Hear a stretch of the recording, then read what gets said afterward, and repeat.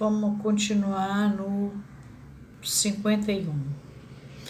Primeiramente, quando o sujeito se engaja na análise, a gente tinha falado, né, que são o quê? Os meios da análise são a fala, na medida em que ela confere um sentido às funções do indivíduo. Seu campo é o do discurso concreto, como campo da realidade transindividual do sujeito. Suas operações são as da história, no que ela constitui a emergência da verdade no real. Aí ele vai seguir com 51. Primeiramente, com efeito, quando o sujeito se engaja na análise, ele aceita uma posição mais constituinte. Constituinte é que faz parte de uma reação química. É importante usar isso. Em si mesma, porque análises é dissolução, é da química. Mas também constituinte pode ser que delega responsabilidades representativas a outra pessoa. E também que faz parte de alguma coisa, que compõe ou constitui algo componente. Isso tudo é constituinte. Portanto, a palavra constituinte aqui se aplica tanto à questão da química, já que Lacan está falando da análise, Lacan usou o termo análise, né, aproveitou lá do inimigo dele, e aqui o sujeito aceita uma posição mais constituinte em si mesma do que todas as instruções pelas quais se deixa mais ou menos enganar. A da interlocução. Interlocução é o que eu falo que é a conversa de botequim. É a conversação entre duas ou mais pessoas, diálogo.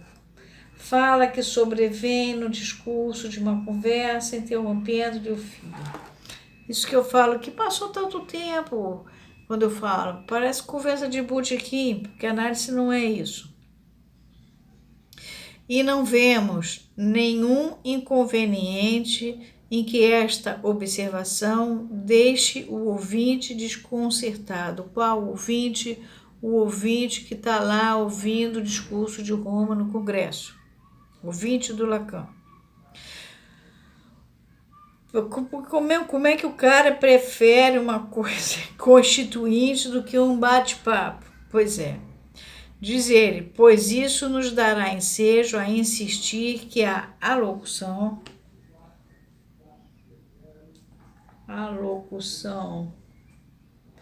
o discurso breve pronunciado em ocasião solene, que ele, Lacan, está num congresso falando, do sujeito, comporta um alocutário. Aí vem uma nota. Mesmo que ele fale como quem não se dirige aos presentes, ele se dirige ao grande outro, cuja teoria firmamos desde então e que comanda uma epoché é suspensão, é elevação. Na retomada deste termo, aqui continuamos a nos adstringir, quer dizer, a nos limitar, a nos amarrar, a nos enredar até hoje. Intersubjetividade. Intersubjetividade é relação comunicativa entre dois ou mais sujeitos, efetivada de maneira recíproca e sem individualismos, a partir da qual se atribui significado à experiência humana. O sujeito pode estar falando com o analista, mas ele está se endereçando ao grande outro.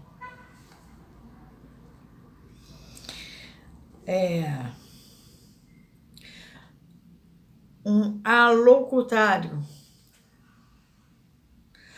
Ou, em outras palavras, que o locutor, aí ele vem uma nota 19 aqui, retiramos esses termos do saudoso Eduard Pichon, que tanto nas indicações que deu para a vinda à luz de nossa disciplina, quanto nas que o guiaram pelas trevas das pessoas, mostrou uma arte divinatória que só podemos relacionar com o seu exercício da semântica. Semântica é, de modo geral, o estudo do significado das palavras e da interpretação das frases para ou dos enunciados. Mas na linguística, ela é a análise da significação nas línguas naturais, sendo ela sincrônica, na mesma época, no mesmo tempo. E na filologia, que é o que estuda as palavras, é a ciência que analisa a evolução do sentido das palavras e o de outros símbolos utilizados na comunicação humana. Esse Edouard Pichon, ele foi pediatra francês, ele nasceu em Sarcelles em 24 de junho de 1890 e morreu em Paris em 20 de janeiro de 1940. Ele é cofundador da Sociedade Psicanalítica de Paris. Ele era pediatra francês, gramático e psicanalista. Então, Lacan chama de saudoso. Vai ver que com Lacan ele não teve problema. Bom.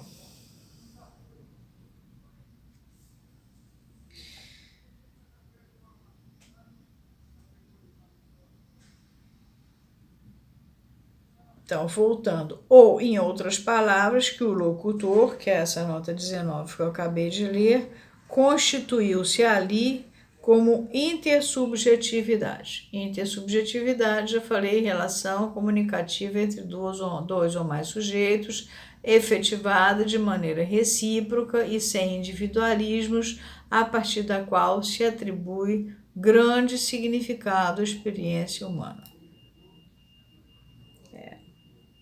É do grupão. Em segundo lugar, né? Primeiro, no parágrafo 51, estava falando do primeiramente. Agora, em segundo lugar, é com base nessa interlocução, na medida em que ela inclui a resposta do interlocutor, que se resgata para nós o sentido do que Freud exige como restabelecimento da continuidade nas motivações do sujeito. O exame operacional desse objetivo mostra-nos, com efeito, que ele só se satisfaz na continuidade intersubjetiva do discurso em que se constitui a história do sujeito. Porque o sujeito, em vez de bater papo, ele prefere fazer análise. É assim que o sujeito pode vaticinar, prognosticar, antecipar algo baseando-se em sintomas, indícios, fatos. Mas é também predizer, anunciar acontecimentos futuros, fazer adivinhações ou previsões.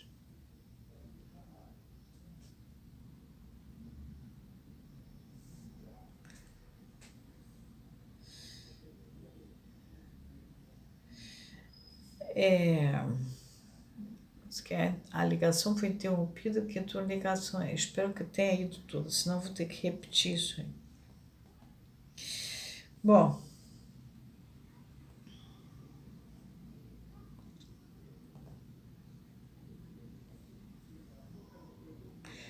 o exame operacional desse objetivo mostra-nos com efeito que ele só se satisfaz na continuidade intersubjetiva do discurso em que se constitui a história do sujeito. Aí continua Lacan no próximo parágrafo. É assim que o sujeito pode vaticinar, já expliquei o que era, sobre sua história, sob o efeito de qualquer uma dessas drogas que adormecem a consciência e que receberam em nossa época o nome de soros da verdade. Já falei para vocês da experiência em hospício com soro da verdade, felizmente eu não assisti como é que era a aplicação dessa desgraça, onde a segurança no contrassenso quer dizer, no disparate, trai a ironia característica da linguagem. Mas a própria retransmissão de seu discurso gravado, ainda que feita pela boca de seu médico, não pode, por lhe chegar dessa forma alienada, quer dizer, doida, louca, maluca, ter os mesmos efeitos que a interlocução psicanalítica. Então, nada de drogas, nada de soros da verdade, nada disso, tá? Psicanálise não é nada disso. E dar soro da verdade não significa coisa nenhuma, porque o camarada pode fazer uso disso, né? Ele vai falar na ironia, que é a ação de dizer o oposto do que se quer expressar. É a utilização de uma expressão contrária ao que supostamente deveria ser expresso, usado para caracterizar ou nomear alguma coisa. A ironia valoriza certos discursos. Então, esse negócio de soro da verdade é meio arriscadinho, tá bom?